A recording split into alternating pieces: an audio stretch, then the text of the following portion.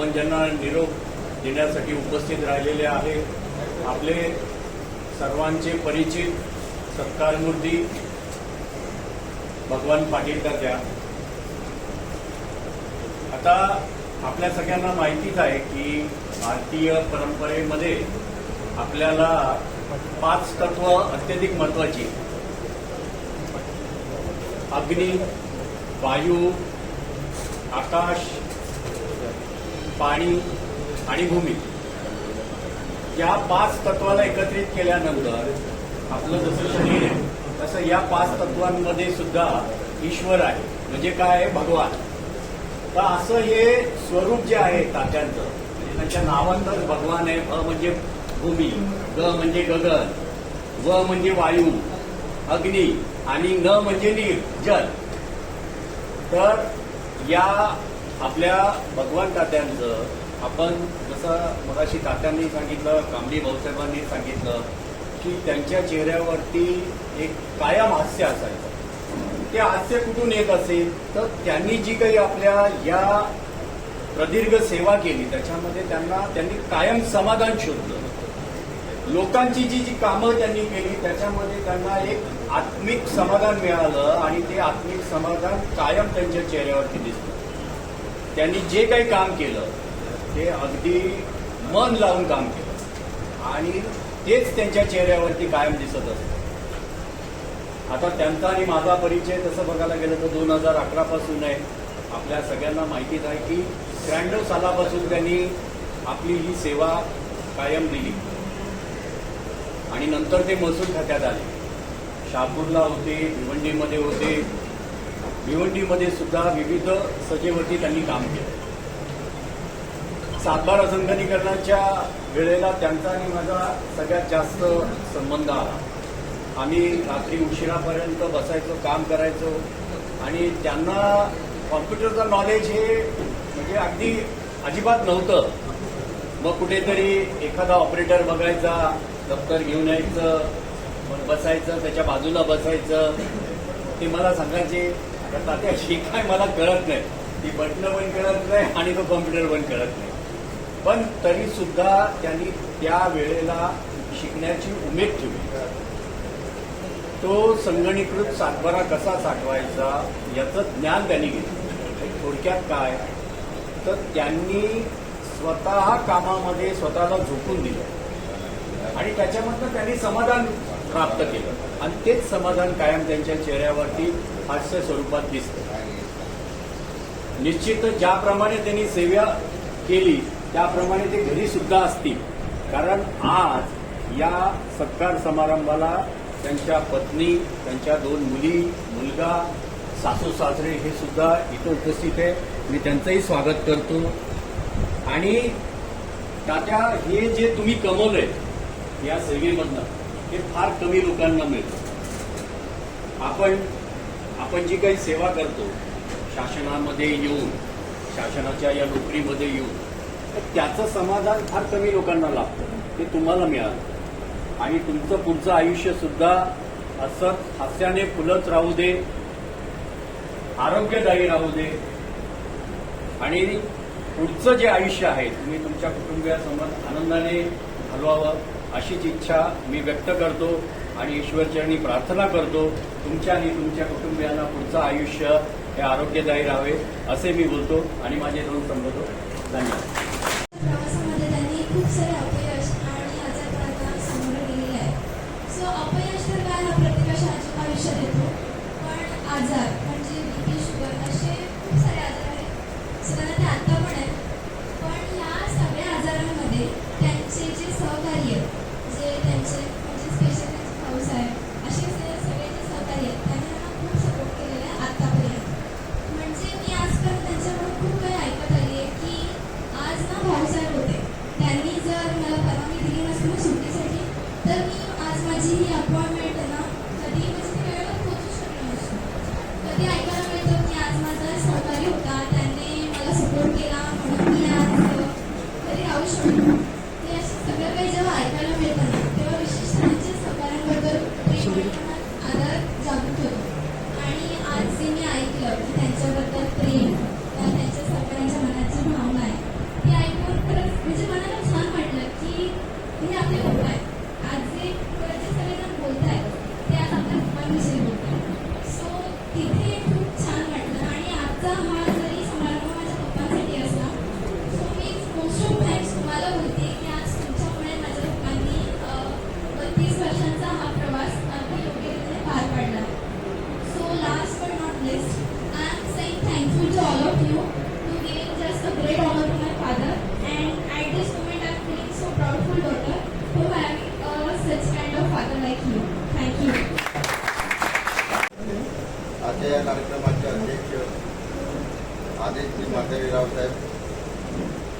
महाराष्ट्र राज्य तलाठी संघाचे सरचिटणीस संतोषजी अजोले साहेब, माझ्या उजव्या बाजूला असलेले माझे सहकारी भोजनेजी भाऊसाहेब, ठाणे जिल्हा तलाठी संघाचे संघटक,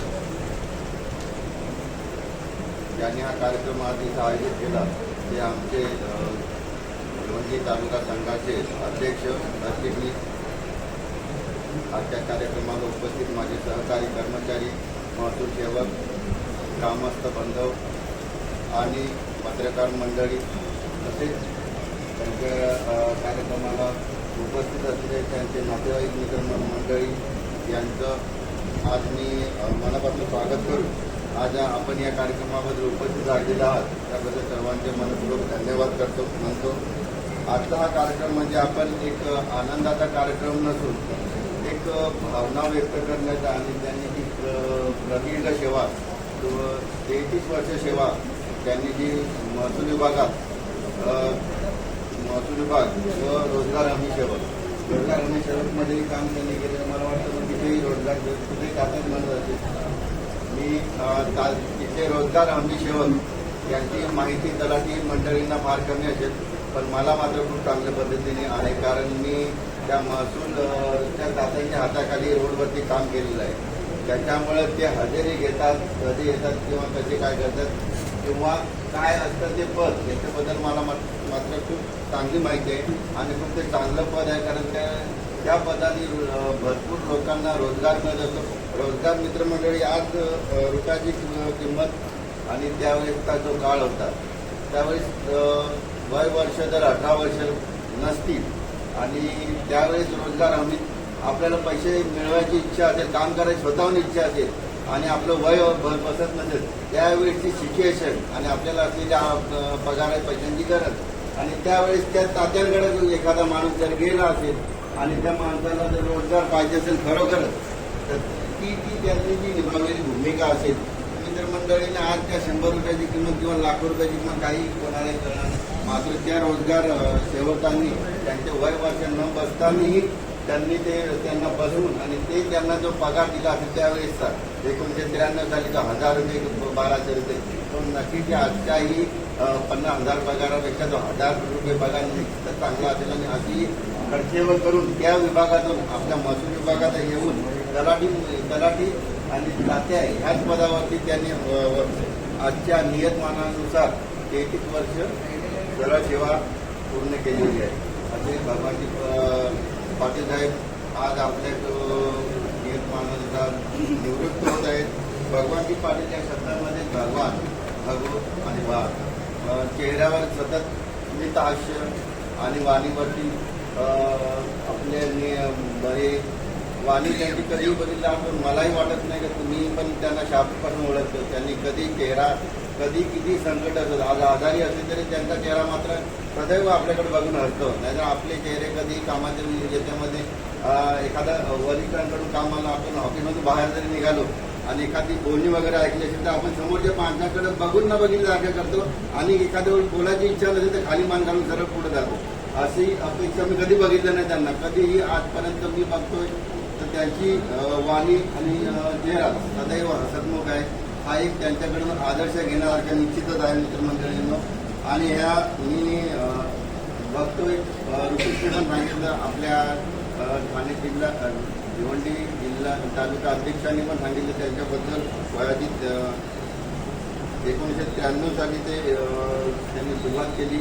आज 2024 रोजी ते रिटायर होते. 33 वर्षाच्या सेवेमध्ये त्यांनी काय काय केलं सातबारा घडवण्यापासून आज खरं म्हणजे त्या विभागातून या विभागात आले. त्या विभागात नसतानाही त्यांच्या जनसमुदायाची प्रचंड बांधिलकी आणि ह्याच बांधिलकीमुळे त्यांनी ग्रामीण पातळीवरती कसं काम करतात याची पूर्ण उभी त्यांनी मला वाटतं रोजगार हमी सेवका योजनेतून त्यांनी केलेली होती आणि ती अतिशय वास्तवगाव पद्धतीने इथं त्यांनी निभावलेली आहे.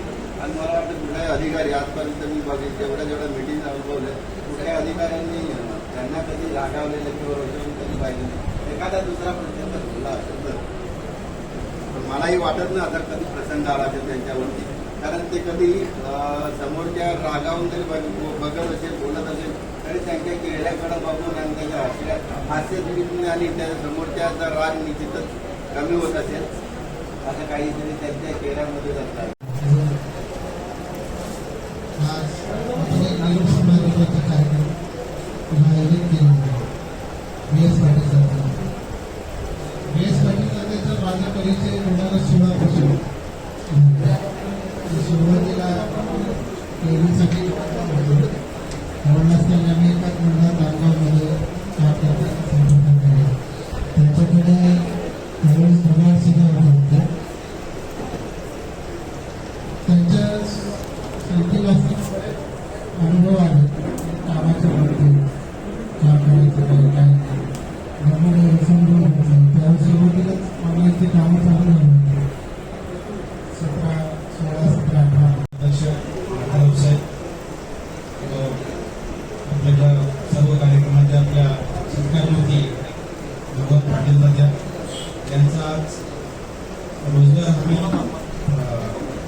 पदापासून ते महसूल सेवेपर्यंतचा जो प्रदीर्घ काळ आहे या 12,015 दिवसांमध्ये म्हणजे 33 वर्षामध्ये यांनी जी महसूल विभागामध्ये त्यानंतर सार्वजनिक बांधकाम विभागामध्ये जी त्यांनी सेवा केली खरंच ती एक लौकिक पूर्ण सेवा आहे आणि त्यांना पुढील आयुष्य सुखी समाधानी आणि चांगलं आरोग्यासाठी त्यांना आमच्या तलाठी संघटनेच्या वतीनं शुभेच्छा.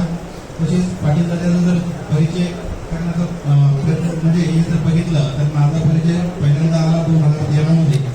मी इथे नवीन हजर झाल्यानंतर पहिली भेट आपली झाली पण ते आल्यानंतर एक विचारपूस करायची आपुलकी असायची तेव्हा तू बरं आहे का काय चाललंय का म्हणजे असं प्रत्येक वेळी भेटल्यानंतर त्यांच्या अत्यंत शांत मनमिळावू आणि प्रेमळ सहकारी आणि जेव्हा कधी त्यांची आमची भेट व्हायची तेव्हा प्रत्येक वेळी ते त्यांच्या कामाचे अनुभव आमच्यासोबत शेअर करायचे आणि जेव्हा काय अनुभव ते आम्हाला सांगत असत तेव्हा नजरेसमोर त्यांचा जीवन प्रवास असा जसं पिक्चरच्या स्टोरी सारखं आपल्याला एखाद्या पिक्चरचे नाव घेतलं आपल्या स्टोरी आपल्या डोळ्यासमोरून जाते तसं त्यांचा जीवन प्रवास विशेष करून जेव्हा ते पुणे इथे नोकरीला किंवा आपल्या सेवेसाठी रुजू होते तेव्हा पुण्याहून भिवंडी आणि भिवंडी पण ते हे भिवंडी नाही इथून जसं अंबारी जितकं लांब आहे त्या भिवंडीच्या एका कोपऱ्यापर्यंत ते म्हणजे तिथून ते पुण्यापर्यंत आणि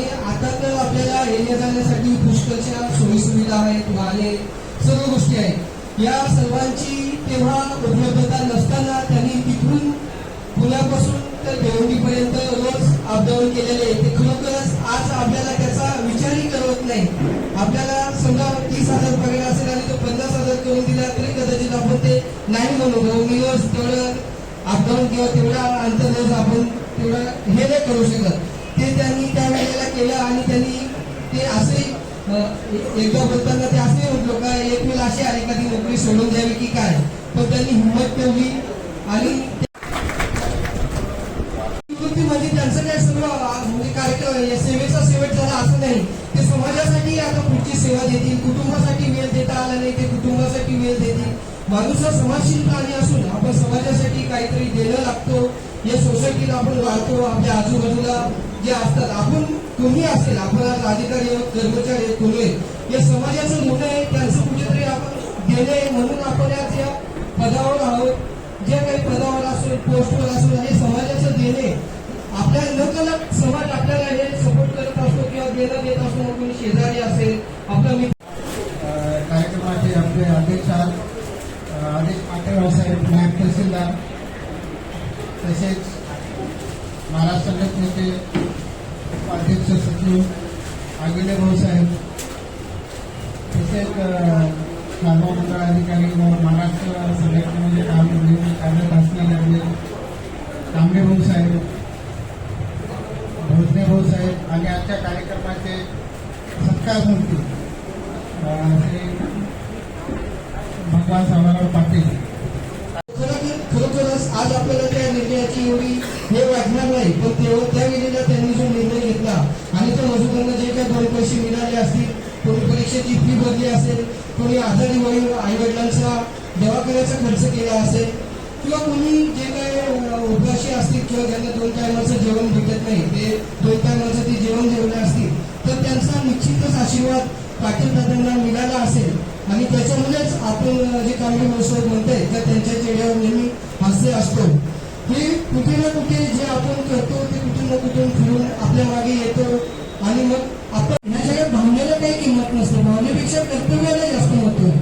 आपल्या मनात आपले आई वडील असतील, आपली पत्नी असेल, मुलं असतील, त्यांच्याबद्दल आपल्या मनात भावना असून चालत नाही. किंवा माझी आता आई आहे, समजा आई आजारी असेल, मला वाटते लागत आणि घेऊन जा. देतोय आणि पुढील त्यांचं आयुष्य हे दीर्घायुष्य असून निरोगी आरोग्यमय लाभो अशी मी ईश्वराची प्रार्थना करतो. आणि बोलून धन्यवाद. सर्व माझे सहकारी